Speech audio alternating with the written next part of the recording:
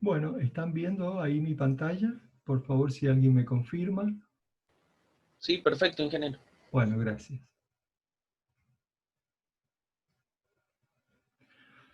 Bueno, recuerden ustedes que también de estas instancias es necesario de que ustedes hagan una lectura previa, siempre del tema, para nosotros ir fundamentalmente a las partes más importantes fundamentalmente del tema que nos ocupa. Eh, como les decía, el tema de columna consta de fundamentalmente dos partes. La primera se refiere a columnas cortas, que es esta unidad temática, ¿eh? Que la vamos a tratar de agotar hoy día, para que ustedes puedan mañana al menos realizar estos trabajos prácticos. El tema columna es un elemento estructural bastante antiguo, data de la época antigua, yo diría. Hay ejemplos de eso todavía en la actualidad, como algunas obras románicas y algunas obras griegas, el caso, por ejemplo, del Partenón de Atenas, y la forma que pueden tener las columnas son variadas, desde rectangulares, etc. Las columnas en realidad se caracterizan por, al margen de su sección, de tener dos tipos de armadura. Una armadura que es la armadura longitudinal, que son barras longitudinales, como pueden ver aquí en este esquema lateral de la columna, y una armadura transversal, que serían los estribos, también que funcionan como vigas.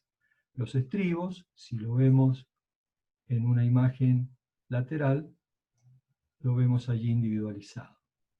En particular, nosotros vamos a hacer mención a columnas con estribo simple y columnas unchadas.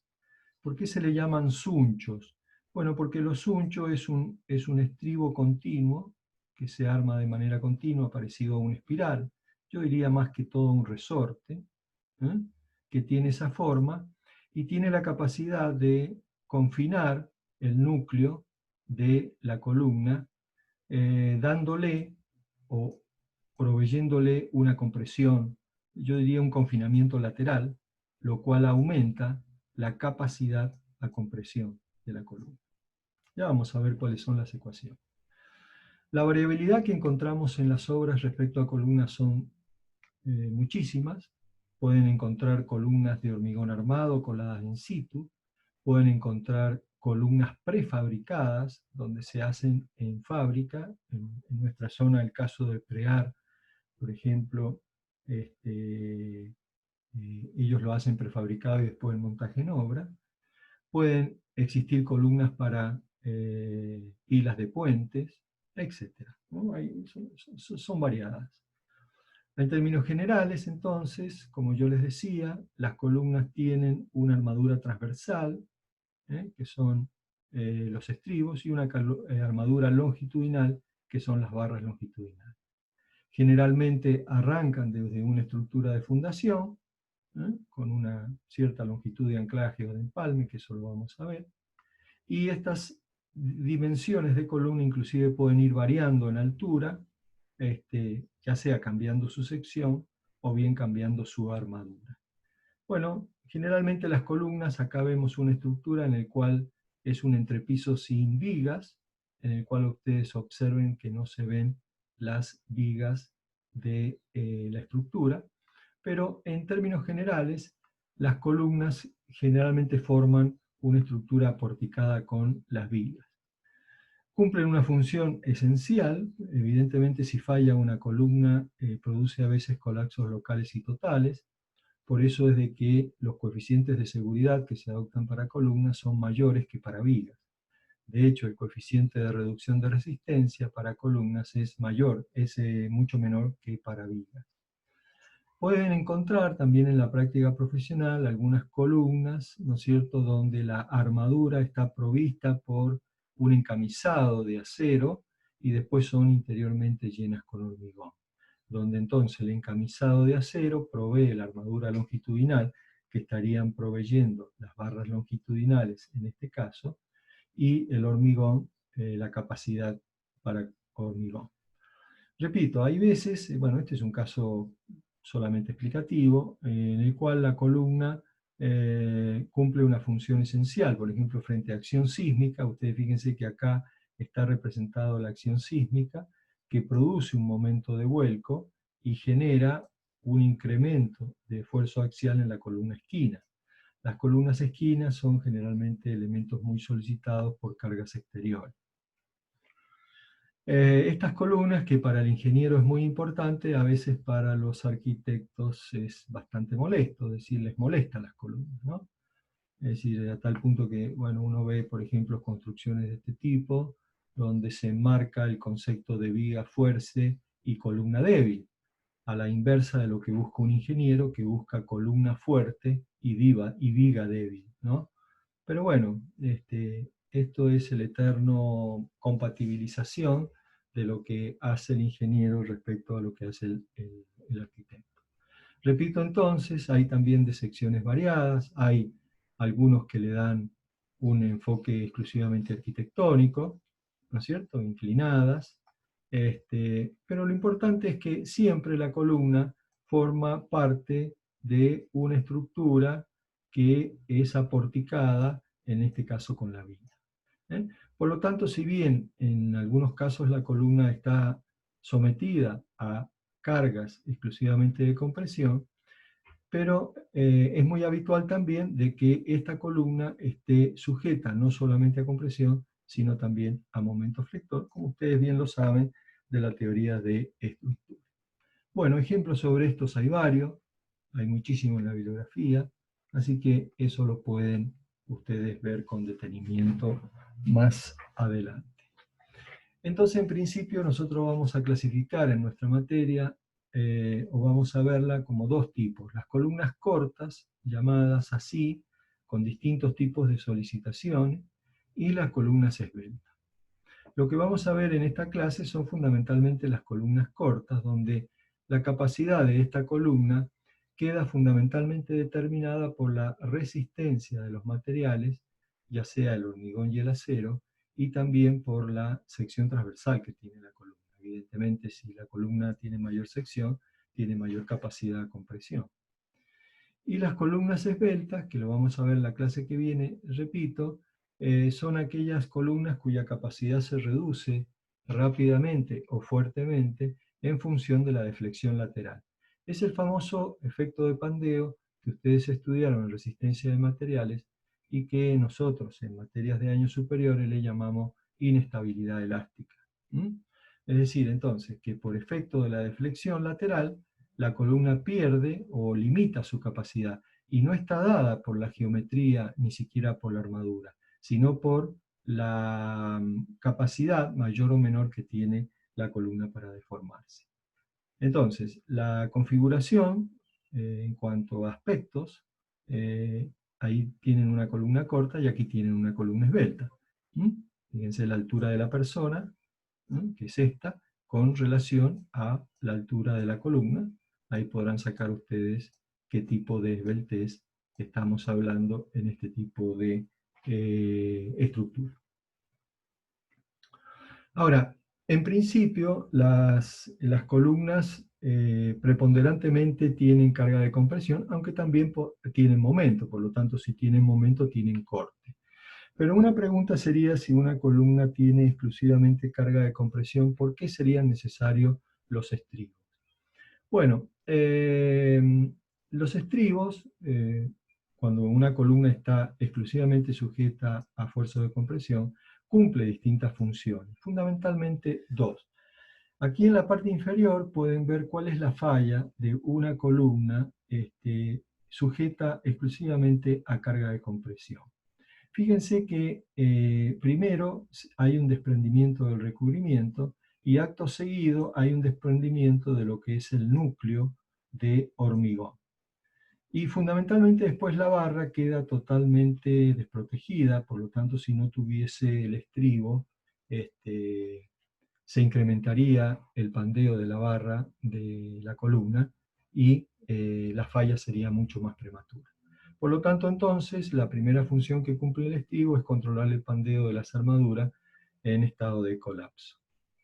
Y el segundo, bueno, es un efecto de armado y de posicionar las barras, ¿no es cierto? Sería muy difícil en la obra ir poniendo o pensando de que yo voy a hacer un montaje de la armadura longitudinal, ¿no es cierto? Y después de la otra armadura, es mucho más simple tener como una estructura tipo, yo diría, canasto, para hacer el montaje de las armaduras. Estos estribos vamos a ver de que el reglamento tienen algunos requerimientos que tenemos que cumplir. En términos generales, la separación de estribo no tiene que ser mayor a 12 veces el diámetro de la armadura longitudinal. Entonces, para tener un número rápido en la cabeza, digo, si el diámetro de la armadura longitudinal es un hierro del 10, la separación del estribo no debería ser mayor a 12 centímetros. O bien 48 veces el diámetro del estribo, o bien no mayor al lado menor de la columna. Bueno, aquí tiene entonces un detalle de cómo falla la columna en estado de colapso, y fundamentalmente también dice que todas las barras longitudinales deberían estar arriostradas para evitar precisamente este efecto, en la medida en que estas separaciones sean mayor a 15 veces el diámetro de la armadura del estribo, el diámetro del estribo. Si es mayor del diámetro del estribo, yo estaría obligado aquí a colocar entonces un estribo secundario. Un estribo secundario, o bien armar un estribo como el que ven aquí en la figura, siguiendo el perímetro de la columna, y después otro estribo tipo rombo que vaya a tomar las barras ubicadas en el centro. O bien también podemos tener estribo, fíjense en esta dirección, ese sería un estribo, y el otro estribo sería este. Vamos a ver entonces que en este caso estaríamos colocando, bueno, estribos de 1, 2, 3 y 4 ramas. Aquí las ramas de los estribos se cuentan de la misma manera que lo hacen en vigas. Tengan cuidado entonces que el reglamento limita la separación entre barras longitudinales para la colocación de los estribos. Si esa separación es mayor a un cierto valor, necesariamente entonces esta barra debería estar vinculada o arriostrada con un estribo, cuya forma puede ser esta, puede ser el gancho que yo les indiqué aquí en rojo, o puede ser cualquier otra configuración de estribos. Las otras columnas son las llamadas columnas sunchadas. Las columnas sunchadas llevan un suncho por la forma que tiene, repito que es una barra que se arma de alguna manera en forma continua, como si fuera un resorte, y entonces esto le confiere, repito, un confinamiento lateral a la columna, de tal manera que se comporta como un tubo de pared delgada, ¿se acuerdan? Con presiones interiores, en el cual la presión ejercida por la carga de compresión es equilibrada por esfuerzos de tracción en lo que es el suncho o el estribo. Así que a esta le llamamos columnas con estribo sunchada, y tienen la capacidad de soportar mayor carga axial y además de tener una mayor deformación. Eso, repito, precisamente porque el suncho le confiere una tensión en la otra dirección. Entonces, es como si yo tuviese un hormigón aquí encerrado en un tubo de acero parecido, en el cual le confiere mayor resistencia. Bueno, algunos Ingeniero, resultados experimentales. Ingeniero, Sí, lo escucho. le hago una... perdón. Sí, lo escucho. sí, pregunta Juan. No, esos unchos que nombraba, ¿también aumentan la resistencia al corte en ese caso? O sea, vendrían a ser Sí, sí, como las sí, barras también. dobladas. Lo que sí hay que Bien. convenir de que las secciones circulares no son muy favorables para tomar esfuerzos de corte, ¿no? Lo son mucho mejores las rectangulares o las cuadradas. Pero, porque claro, fíjese que en el caso del estribo, a ver, en el caso de que yo tenga una columna rectangular, sujeta a un esfuerzo de corte, la transmisión del esfuerzo de corte por el estivo es bastante franca. En cambio, si en una columna sunchada tengo un esfuerzo de corte, bueno, fíjense que para que las barras estas, el suncho tome un esfuerzo tangencial, bueno, es reducida, yo diría, el área de estribo expuesta al esfuerzo de corte. Si bien hay expresiones para tomar esfuerzos de cortes para columnas circulares, por supuesto son menos eficientes que las columnas rectangulares, ¿sí? Pero sí, claro, evidentemente le aumentaría por el estribo, pero repito este concepto, no son eficientes las columnas circulares para tomar esfuerzos de corte. O la sección circular, es muy raro ver una viga de sección circular, ¿sí? Es común ver una columna de sección circular, pero en el supuesto caso que estuviese sujeta a corte no son muy eficientes. Sí, Morgante, la otra pregunta.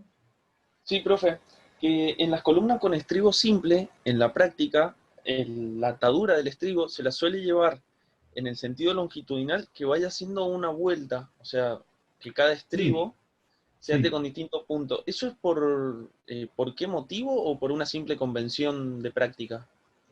No, a ver, no está dentro del reglamento. Efectivamente, si uno ve un estribo armado de esta manera, es conveniente de que el estribo se ancle dentro de lo que es la masa de hormigón. Porque claro, cuando la columna aumenta la carga axial, lo primero que se desprende es el recubrimiento. Y para tener el anclaje, para que el estribo pueda controlar la falla y evitar de que se desgrane el núcleo de la columna, lo que hay que evitar, o lo que hay que de alguna manera favorecer, es de que el estribo esté anclado en la masa de hormigón. Hay muchos casos en los cuales, a veces yo le diría por exceso de armadura, no hay mucha posibilidad, entonces el estribo termina ahí, ¿no? Si hacen esto. Aunque siempre, repito, es conveniente de que haya con gancho, se llama gancho a 135 grados, y vaya hacia lo que es adentro de la masa de hormigón. Este año no sé si vamos a poder hacer visita de obra, pero por lo menos algunos videos les vamos a mostrar. Hay muchos casos en los cuales se ven estos detalles. Ahora, lo que usted me pregunta es, yo diría, una práctica de la profesión, que no está mal porque eso va permitiendo de que si el estribo no está bien anclado, de alguna manera la falla no se produzca sobre una misma línea, ¿no? Si falla un estribo, que no falle el siguiente. Si no hay un buen anclaje del gancho a 135 grados dentro de la masa de hormigón. ¿Sí? ¿Está bien ese concepto? Pero el reglamento permite los dos tipos de anclaje del estribo, con gancho a 135 y con gancho a 90. Eso lo vamos a ver después en los aspectos reglamentarios. No sé si quedó contestada la pregunta. Sí, perfecto, profe. Gracias. Bueno, de estos resultados observados de los ensayos, lo único que ahora voy a mencionar, después ustedes lo leen con mayor detalle, pero no es influyente en los temas que vamos a ver a continuación, es que la resistencia a compresión máxima confiable del hormigón, el reglamento no permite tomarla más del 0,85 de F'C. ¿Esto es por qué? Porque a veces las evaluaciones de resistencia que se hacen, por ejemplo, en probetas extraídas de obra, estarían indicando de que las resistencias son mayores a las que uno obtiene en obra. Eso es porque la velocidad de aplicación de carga es mayor la que se hace en el laboratorio de la que se hace en obra. Por eso es de que el reglamento dice, miren, si el hormigón tiene una resistencia de 30 megapascal, no tome más de 0,85 de 30, ¿ok? De todas maneras, eso nosotros lo ponemos ya directamente en la ecuación para que quede expresado. Entonces, fíjense, la capacidad a compresión de una columna está dada por la armadura longitudinal que conforma la sección, entonces el área de acero multiplicada por la tensión de fluencia, y el área de hormigón. Acá lo que le estoy haciendo es restar al área de hormigón el área de acero, para quedarme exclusivamente con el área de hormigón. Y la multiplico por 0,85 F'C, que es lo que me permite tomar el reglamento. Entonces, esta sería la carga adicional. Perdón, la carga axial. Pero aún más el reglamento, por este tema que yo les venía mencionando, me dice, toma una seguridad extra. Repito, las columnas, en realidad, el reglamento las diseña de manera muy conservadora porque es un elemento estructural que busca que no tenga falla, ¿no? Entonces, bueno, me dice que de este valor, ¿no?, tome el 80%, que no tome todo el valor. O sea, la capacidad de la columna está dada por esto, pero por el 0,8 para el caso de columnas con estribo simple y 0,85 para el caso con suncho. Es decir, que la capacidad de una columna está dada por el 80% del valor que resulta de la sección. O sea, digo, si yo tengo una columna de 30 por 30, ¿okay?, el área AG será 30 por 30. Si yo ahora dentro de esta armadura le pongo, por ejemplo, 6 hierros del 16, bueno, el área será 6 por 2, 12 centímetros. ¿Ok? Bueno, yo puedo sacar, y si tengo un hormigón H30, bueno, ok, saco entonces el P sub 0. La capacidad de la columna, si es con estribo simple, es el 0,8 de este valor o el 0,85 del valor siguiente. Entonces, bueno, aquí ya está incorporado el 0,8, para el caso de columnas con estribo simple. Y después, el reglamento les aplica el coeficiente de reducción de resistencia, que castiga bastante en el caso de columna, si es una columna con suncho en 0,70 y si es una columna con estribos simple es 0,85.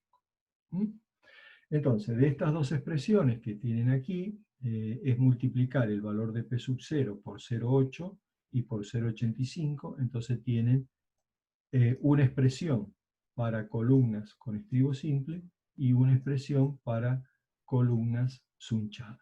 De esta expresión lo que ustedes van a hacer es despejar el valor de armadura. ¿Por qué? Porque ustedes tienen como dato el esfuerzo axial y después tienen como dato las características de la sección.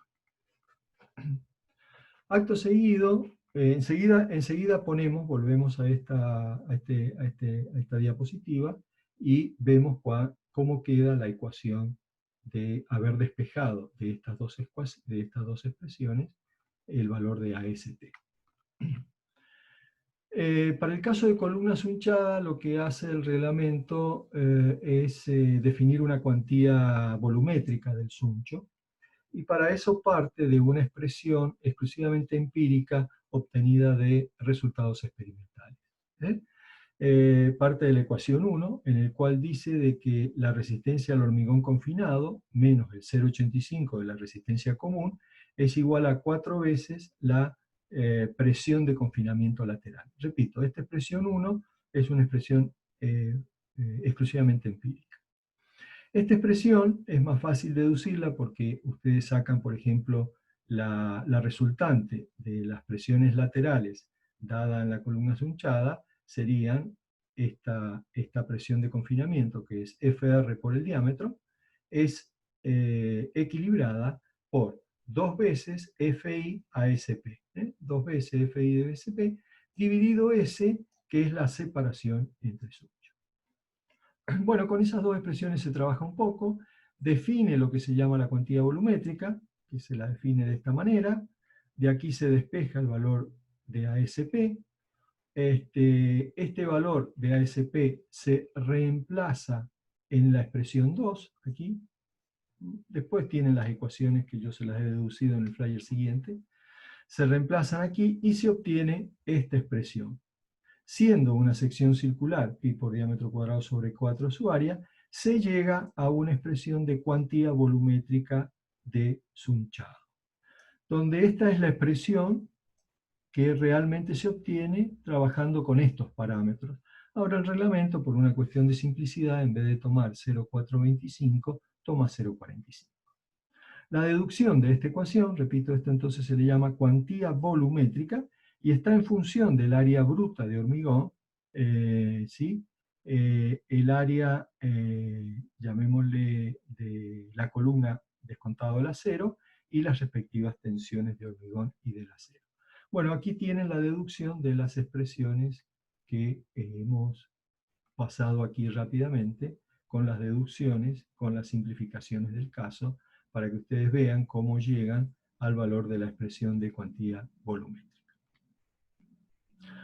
No voy a entrar en este tema, porque esto ya lo hemos visto en flexión, cuando una sección está controlada por compresión. De hecho, esto fue una pregunta del examen teórico, cuándo por compresión y cuándo por tracción, así que esto ustedes lo saben, no necesitamos retomar en esto. Lo que sí es cierto, y eso es importante citarlo, es de que en una columna difícilmente la falla sea por tracción. La columna soporta grandes esfuerzos normales, por lo tanto la deformación en el acero es muy raro que supere el 2 por mil. Es muy raro que supere el 2 por mil. Podrá superar un poco, pero nunca va a llegar al 5 por mil, salvo que tenga momentos, sí. Pero si tiene solamente esfuerzo axial y un momento pequeño, generalmente las fallas son fallas por compresión. Bueno, retomando entonces estas dos expresiones que yo les había dicho, acá agregué esta diapositiva respecto a lo que ustedes habían bajado, pero no aporta nada nuevo. De estas dos expresiones de capacidad se despejan las armaduras, es decir, de aquí despejo el AST, y de aquí también despejo el valor de AST. Por lo tanto, llego al valor de la armadura. Y estas son las expresiones que ustedes van a utilizar mañana. Fíjense, son muy simples. De hecho, si quieren, después al final podemos ver algún ejemplo sacado de la guía, en el cual, si yo tengo la carga axial, ya sea la última, puedo conocer el P nominal. Entonces, tengo la sección de la columna, tengo el tipo de hormigón, y rápidamente puedo ver cuál es el requerimiento de la armadura longitudinal. Y después los estribos, bueno, lo colocarán de acuerdo a lo que fija el reglamento. ¿Hay valores límites de armadura? Sí. Yo, como armadura longitudinal, no podría colocar menos del 1%, entonces vamos de nuevo. Y no podría colocar más del 8%. El 1% para garantizar si la columna está sujeta eventualmente a cargas axiales, pero pueden aparecer también momentos no previstos por cargas excéntricas, no previstas durante la construcción, y el 8% también por razones de economía y congestión de armadura. Entonces hablemos, si tenemos una columna de 30 por 30, entonces la armadura longitudinal no debería ser menor a 9 centímetros cuadrados. Y si estamos en una columna de 30 por 30, el 8%, 8 por 6, 48, ¿no? Debería ser no mayor a 48 centímetros cuadrados, para saber dentro de qué valores estamos hablando. Bueno, acá se retoma, fíjense, esta expresión está sacada del reglamento, donde la cuantía volumétrica para el caso de columnas hinchadas, si bien numéricamente con las expresiones se llega a 0,425, nosotros, el reglamento toma 0,45 por una cuestión de practicidad. Bueno, resultados experimentales, no voy a entrar ahí, después ustedes lo pueden leer en detalle. Después, bueno, finalmente, repito, no necesitan más que esto para hacer el diseño de una columna con estribo simple o de una columna con sunchada. No necesitan más de esta ecuación. Aquí en la parte inferior tienen los valores de armadura con la cuantía mínima del 1% y la cuantía máxima del 8%. Basta con esto, no necesitan mucho más que esto, y después vienen algunos aspectos reglamentarios que lo vamos a ir viendo en la medida en que ustedes vayan resolviendo los ejercicios. Algunos de ellos son, por ejemplo, que hay que controlar la separación de las barras longitudinales para saber si requiere o no requiere estribos adicionales. De que si yo hago un cambio de sección, yo paso, por ejemplo, de una columna de 40 por 40 a una columna de 30 por 30, tengo que cumplir algunos requerimientos, fundamentalmente dependientes de las armaduras, para poder garantizar de que el esfuerzo que viaja por la barra, ¿no es cierto?, sea un esfuerzo que no me provoque ningún tipo de esfuerzos internos no previstos. También están limitados los diámetros de estribos. Si ustedes utilizan, por ejemplo, fíjense, hasta barras del 16, podrían utilizar como estribos barras del 6. Del barra del 16 al 25 ya tienen que usar como estribo barras del 8. Del 25 al 32, estribos del 10, y mayor al 32, estribos del 12. Tengan cuidado con esto, que también es importante, en función del diámetro de la barra longitudinal, es también el diámetro del estribo que ustedes tienen que utilizar. Y de esto lo que habíamos visto, ¿se acuerdan? La separación de los estribos en función del diámetro del estribo o bien del diámetro de la barra longitudinal o bien del menor diámetro de la sección. Aquí está nuevamente, y se insiste mucho en la práctica de la profesión. De hecho, este es un concepto que a veces las municipalidades controlan con bastante exigencia. Hoy en día, los que tienen en vigencia este reglamento, no en todas las municipalidades están en vigencia. Entonces, fíjense, controlan fundamentalmente esta separación entre barras longitudinales para saber si es necesario o no es necesario colocar estribos adicionales. Está permitido, ahí ustedes lo pueden ver, el gancho a 90 grados, en el cual, en este caso, tengo que cambiar las longitudes de solape de estos ganchos. El más conveniente, el que se utiliza, es con gancho hacia el interior, hacia la masa, llamémosle de hormigón, para evitar de que este gancho se abra, o sea, que ante el efecto de confinamiento se abra en una dirección y se abra en la otra dirección y provoque el desprendimiento o el deslizamiento del estribo. Pero sí, el reglamento bajo ningún concepto descarta este tema del estribo fundamentalmente a 90 grados. Esto uno acá en las figuritas lo ve bien, pero claro, cuando yo aquí tengo mucha armadura, tengo otra armadura al lado de esta, a veces cuesta enhebrar el gancho hacia el interior, ¿no? No vayan a creer que es tan fácil. Y a veces uno piensa de que esto es un hierro del 6, pero a veces en obra o en columnas importantes podemos estar trabajando con hierro del 10 o con hierro del 12, así es que imagínense ustedes tratar de conseguir el gancho 135, lo cual sería ideal, a veces no siempre es posible en la vida real, ¿no? Eso en obra se ve muy frecuentemente, hay de todo en obra. Lamentablemente este año no creo que la podamos hacer. Después tienen fundamentalmente los aspectos reglamentarios para columnas hunchadas, en el cual también hay fundamentalmente recubrimientos mínimos que cumplir. Hay dimensiones mínimas, es decir, fíjense, en una columna hunchada, por ejemplo, no podría pensar en diámetros menores a 20 centímetros. Si tuvieran diámetros menores ya no es una columna hunchada, la pueden resolver como columnas con estribo simple.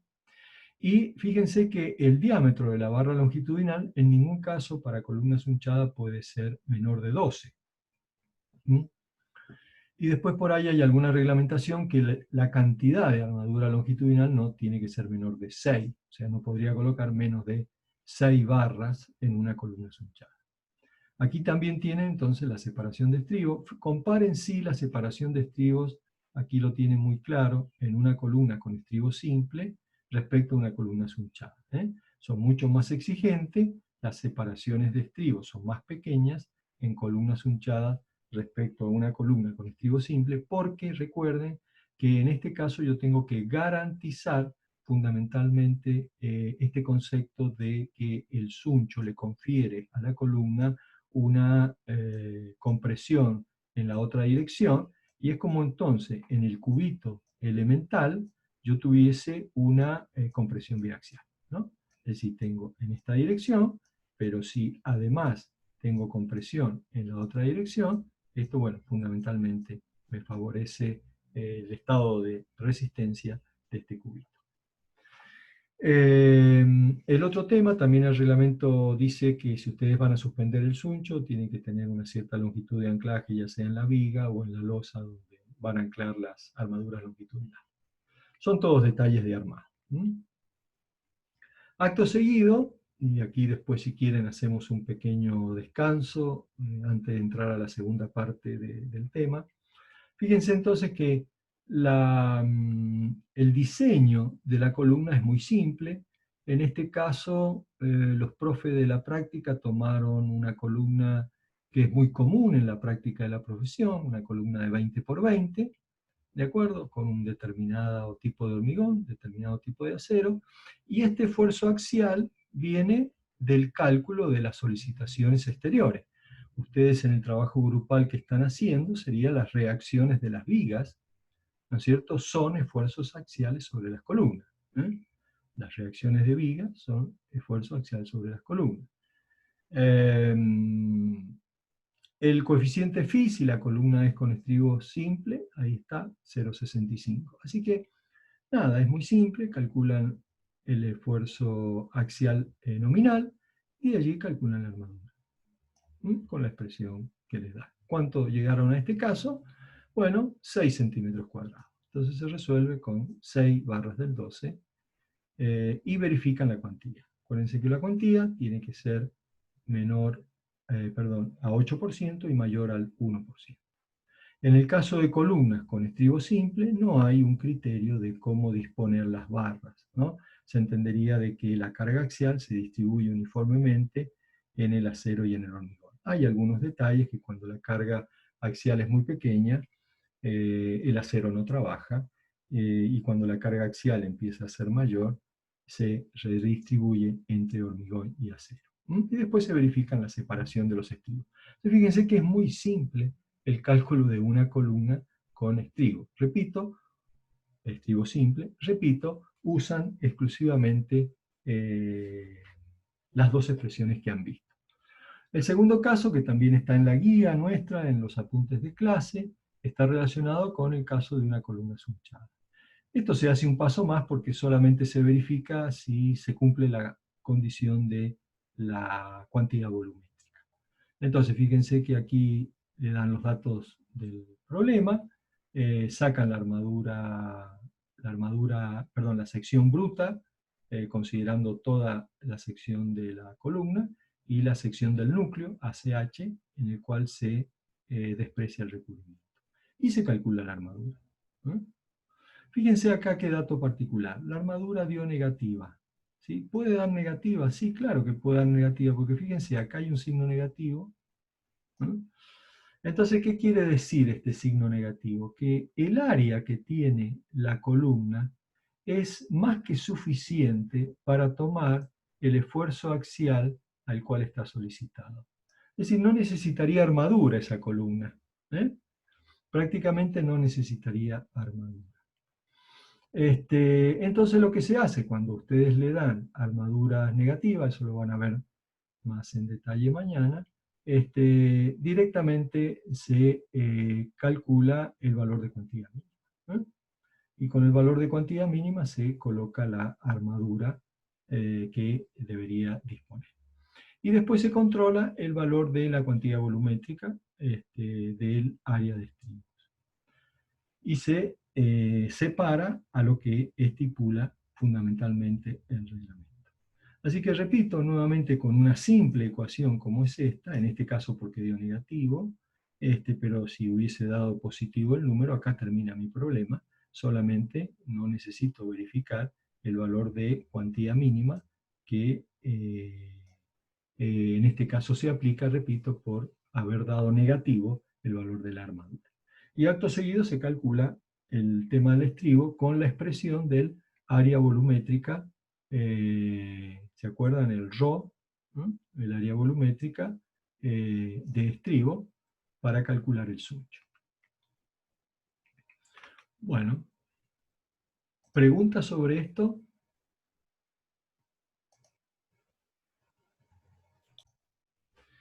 Bueno, como ustedes saben, entonces, las columnas no solamente... Ay, se me cerró esto. Bueno, lo vamos a hacer de nuevo.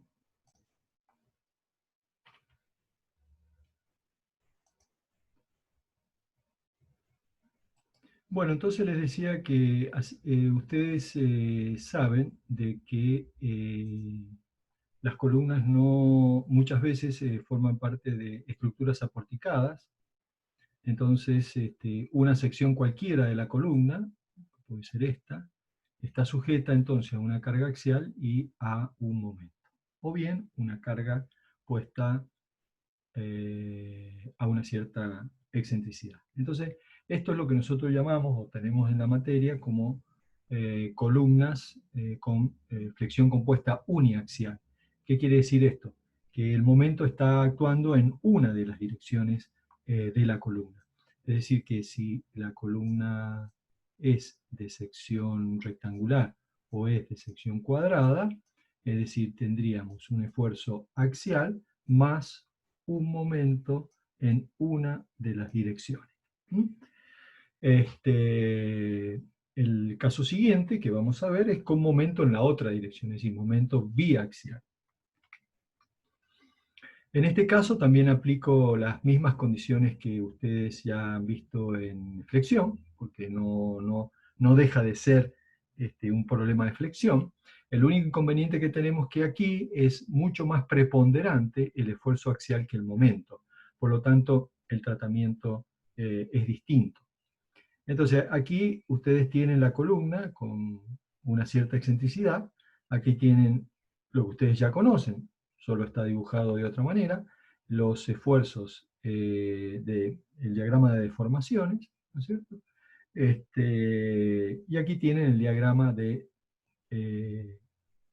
tensiones equivalentes asociado a la resultante de compresión. O sea que ustedes podrían plantear, en este caso, dos ecuaciones. Una ecuación relacionada con el equilibrio de las fuerzas axiales, dado fundamentalmente por el área de hormigón, que es este primer término, el área de la armadura comprimida y el área de la armadura traccionada. Tienen signos distintos porque evidentemente quedan del otro lado del eje neutro. Y podrían tomar momento respecto, por ejemplo, al baricentro de la zona de compresión, bueno, y armar una ecuación de momento. Entonces ustedes tienen dos ecuaciones en el cual con estas dos ecuaciones ustedes podrían determinar la armadura necesaria en zona de compresión y la armadura necesaria en zona de tracción. Eso se puede hacer desde el punto de vista algebraico, pero no es la herramienta que vamos a utilizar para resolver este problema. Atento a que el procedimiento que deberíamos aplicarlo para que sea en forma analítica es un procedimiento iterativo y demoraría mucho el diseño de una sección con flexión biaxial, precisamente por las causas que están indicadas en este párrafo en la parte inferior. Entonces lo que se usa en columnas con flexión compuesta uniaxial es lo que se llama el diagrama de interacción. Este es un diagrama de interacción donde en el eje vertical se grafica el esfuerzo axial y en el eje horizontal se grafica el valor del momento. Estos diagramas de interacción, fíjense, acá tienen el valor de P sub 0. ¿Cómo fue calculado este valor de P sub 0? Bueno, fue calculado con esta expresión. O bien, cuando el momento es 0, el P sub 0 que vimos en columnas con estribo simple. Y cuando el P es 0, es fácil calcular este momento. El diagrama de interacción tiene tres puntos que son característicos. El conocido para momento 0, para poder determinar el P0, y para P0 pueden determinar el M0. Y tienen un segundo punto, un tercer punto que está asociado a la falla balanceada. La falla balanceada, que es ese tercer punto. De hecho, hay muchos autores que directamente el diagrama de interacción lo trazan de manera lineal, como está indicado aquí, aunque estén perdiendo parte del diagrama. Ahora, ¿cuál es el tema? Que este diagrama de interacción es único para una columna, es decir, una columna que tiene una cierta dimensión y una cierta armadura, tiene su propio diagrama de interacción. Si yo le cambio las secciones transversales y le cambio la armadura, por supuesto que cambia también el diagrama de interacción. Puede ser más extendido o puede ser menos extendido. Ya vamos a ver cómo lo vamos a trabajar nosotros. Bueno, acá están los parámetros de cómo pueden determinar los distintos puntos del diagrama de interacción. Nosotros no vamos a hacer trazado de diagrama de interacción por ahora. También acá tienen un punto de cómo encontrar la falla balanceada, que eso también lo vimos en flexión. No vamos a hacer, repito, cálculo del diagrama de interacción, sino que vamos a utilizar un diagrama de interacción tipo tabla para hacer el diseño de este tipo de solicitación. Entonces, los diagramas de interacción vienen para cargas de compresión y para cargas de tracción, pero nosotros lo vamos a utilizar fundamentalmente para carga de compresión. Hay algunas limitaciones respecto a la carga axial. El reglamento dice, bueno, fíjense, este valor es el valor de P0 obtenido sin la reducción de resistencia. Cuando ustedes le aplican la reducción de resistencia, el diagrama de interacción se reduce. Y después, además, hay un factor por el cual le dice, para que la columna no tenga una falla por compresión, por aplastamiento del hormigón, también me limita la ordenada del valor de phi P0 a través de un coeficiente alfa. Repito que este coeficiente alfa toma distintos valores si la columna es con estribo simple o del tipo Sunchada. Fíjense que aquí entonces el diagrama de interacción, que lo voy a seguir con mi puntero rojo, es un diagrama de interacción que tiene esta forma, ¿no? Tiene esta forma. Y aquí, bueno, no está muy bien marcado, pero aquí hay un cambio del diagrama de interacción que toma esta forma, ya vamos a ver algunos diagramas, porque a un cierto punto pasamos de una falla, de la falla balanceada, pasamos a una falla predominantemente traccionada a una falla, predominantemente comprimida hacia arriba, compresión, negativo, a una falla predominantemente traccionada en la parte inferior. ¿Esto por qué? Entonces, acá en la parte superior los valores de phi son 0,65 o 0,75, ¿no? Y en la parte inferior es 0,90. Entonces, en este caso, aquí hay una zona de transición en los valores de phi. El diagrama no es continuo. Entonces los diagramas tienen esta forma, que son los que ustedes van a utilizar. Entonces fíjense, sigo de nuevo la trayectoria con cualquiera de ellos. Por ejemplo este, entonces tiene un tramo recto que está limitado fundamentalmente por el phi P0 por alfa. Tiene un tramo, que en este caso es casi curvo, y aquí hay una zona de transición, esta es la falla balanceada, una zona de transición y pega un salto. Precisamente en este punto pasa de un phi 0,65 o 0,75 a 0,90.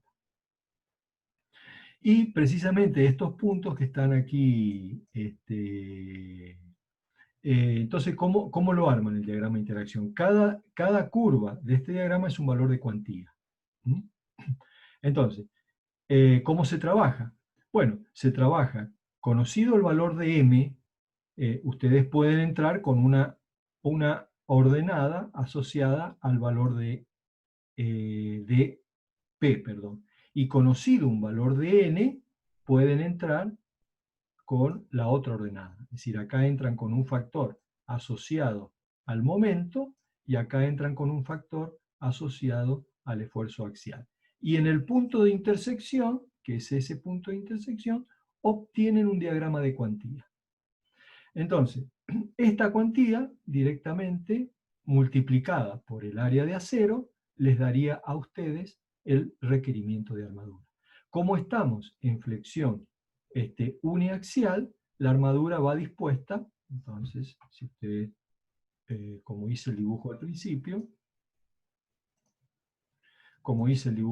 principio, si ustedes tienen una sección rectangular sujeta a un momento puesto en esta dirección, bueno, entonces la armadura va puesta en esta cara y en esta cara. Profe, no se está viendo ahí la pantalla. ¿Cómo? Se está viendo el diagrama todavía. Sí, pero estoy haciendo un momento... dibujito al lado, ¿no lo están viendo? El dibujito acá al lado. A ver. Ah, bien, lo tenía tapado con la imagen. Está bien. Entonces, ven, ahí tienen armadura en esta dirección. Van a ver de que en la práctica van a encontrar distintos diagramas que les va a dar, que está dentro de la materia que nosotros damos. Este está sacado de una bibliografía americana, pero van a ver de que van a utilizar, de hecho, enseguida podemos ver un ejemplo relacionado con este tipo. Estos son los diagramas de interacción, que ustedes van a utilizar fundamentalmente en la materia. En los diagramas de interacción se entra con unos coeficientes que son n chica, en este caso, y m chica, que son un cambio de escala nada más, porque los diagramas están hechos para esa manera, en el cual el n chica está en función del p, y el m chica está en función del momento. Entonces, bueno, acá aparece p por e. Y repito, entran con el m y con el n, y en el punto de intersección, por ejemplo aquí, van a encontrar de que este es el valor de cuantía. Multiplican después la cuantía por el área de armadura y encuentran la armadura. Veamos, no tengo acá, a ver si tengo un ejemplo. No recuerdo si tengo un ejemplo para mostrarles rápidamente. No, este es de Bresler. Bueno, no tengo acá el ejemplo, pero bueno. Entonces me voy a detener un poquito para explicarles con más detenimiento cómo trabajarían entonces con el diagrama de interacción. Repito entonces, ustedes tienen como dato el valor de PU y el valor de NU. Aplican los correspondientes phi, como estamos en el caso de columnas, acá deberían utilizar los coeficientes phi relacionados a estribos o columnas unchadas. Calculan un coeficiente n chica, que repito está en función del P nominal, dividido la tensión de compresión en hormigón por el área bruta de la sección, y calculan un m chica, que está en función del momento, al cual está solicitada la sección, dividido, bueno, otro parámetro.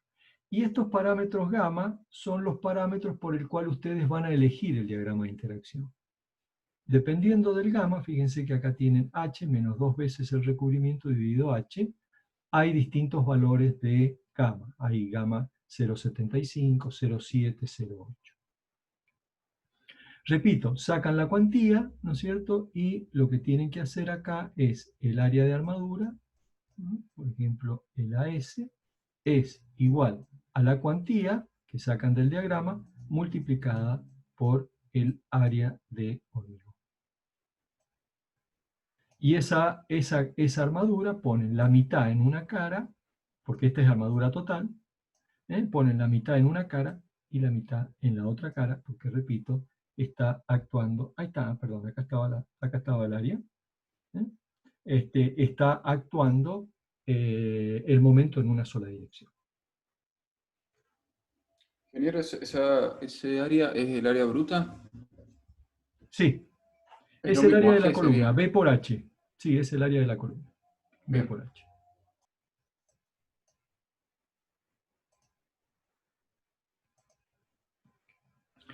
Bien, eso van a hacer ejercicios mañana con este tema. Y el segundo caso, ya el último del tema de hoy, es qué pasa en el caso de una columna que ahora tiene momento en las dos direcciones. Supongamos entonces una sección que además de carga axial tiene no solamente momento, repito, en esta dirección, sino también tiene momento en esta dirección. Este es un caso muy frecuente que generalmente se presenta en las columnas de los edificios aporticadas, que son columnas esquina. Por ejemplo, la columna de una esquina de un edificio presenta este tipo de solicitación. En la práctica de la profesión hay un concepto, yo diría, generalizado, que a veces dicen, bueno, ¿cómo trato este problema de la doble flexión? Uno podría decir, bueno, primero podría considerar el momento en una dirección, después podría considerar el momento en la otra dirección, y sumo las armaduras que obtengo para cada situación. Ahora, ese procedimiento sería incorrecto, porque ustedes cuando consideran el momento en una dirección, están considerando una zona comprimida que es rectangular, y que todo este acero tiene la misma tensión. Cuando están considerando el momento en la otra dirección, también están considerando una zona comprimida que es rectangular, y que estas dos varillas, estas dos, tienen la misma tensión. Ahora, como estamos en un caso de flexión oblicua, en realidad la sección no es rectangular. La sección puede ser trapecial o puede ser triangular. ¿De acuerdo? Y el problema es que cada una de estas barras tiene tensiones distintas. Situación que hace que el problema no tenga una solución directa. Repito, porque el eje neutro, ustedes bien saben, en flexión oblicua, que no coincide con uno de los ejes principales de la sección. Tiene una cierta inclinación. Entonces, acá, el problema sería, primero, determinar la resultante en compresión, que no es rectangular. Y segundo, determinar la resultante en tracción. ¿Por qué? Porque cada una de estas barras, que están en zona de tracción, tiene deformaciones distintas. Por eso es de que este problema se resuelve a través de un método, que es un método también obtenido de manera experimental, que se llama el método de Bresler, y que responde, yo diría, a ensayos experimentales, si bien la ecuación ya está aprobada y ha sido inclusive adoptada por el reglamento y por muchos programas computacionales. En realidad, entonces, lo que antes teníamos como un diagrama de interacción en el plano, ahora resulta ser una nuez moscada, llamémosle, ¿no? Es decir, tengo un problema en el espacio, porque el momento es en las dos direcciones. O sea, tendría un diagrama de interacción en un plano, un diagrama de interacción en el otro plano, y en situaciones intermedias genero un volumen de tensión.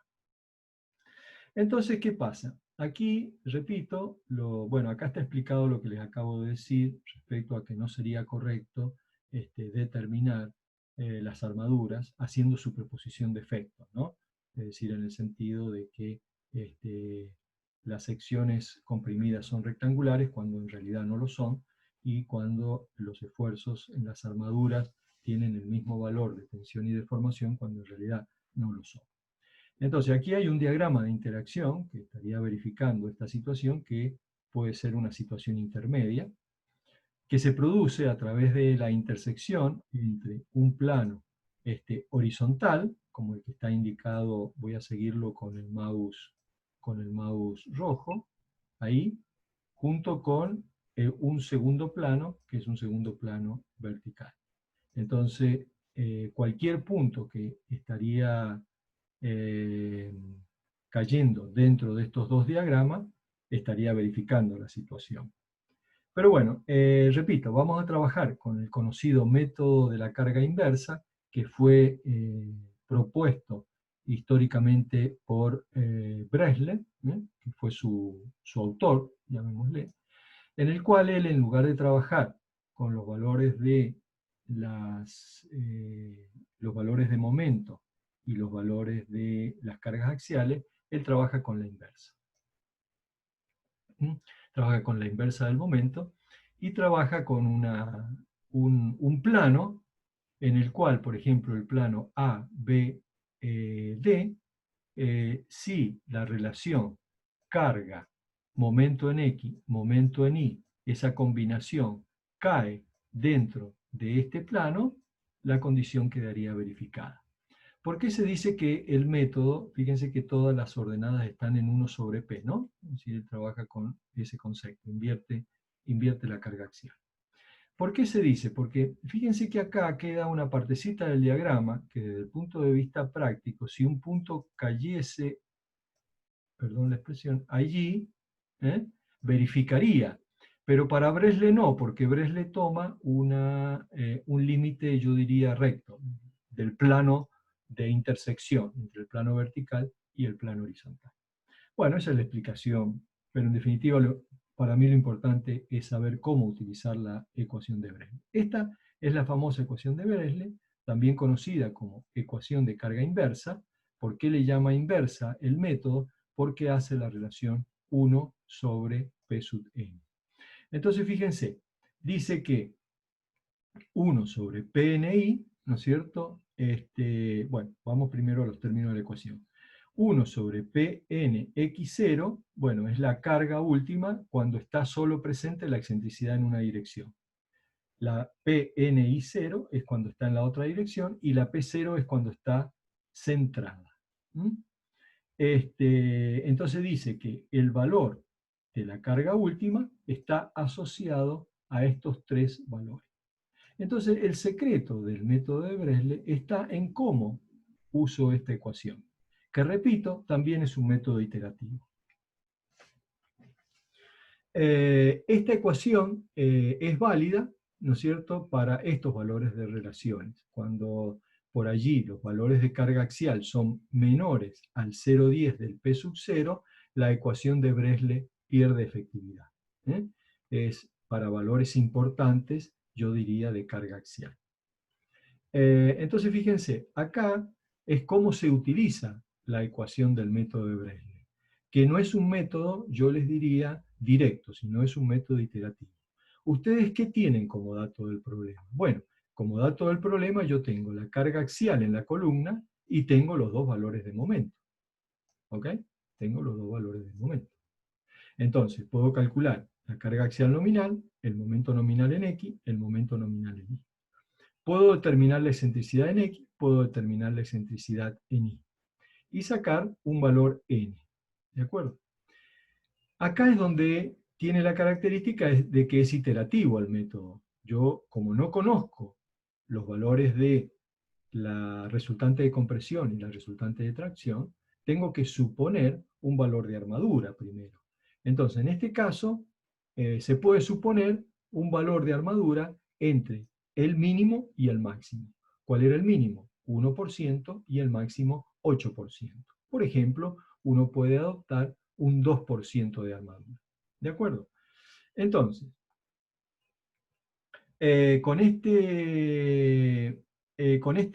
esta cantidad de armadura, una puede determinar la cuantía y calcular de los diagramas de interacción el M asociado a la dimensión, si esta es la sección, así les explico.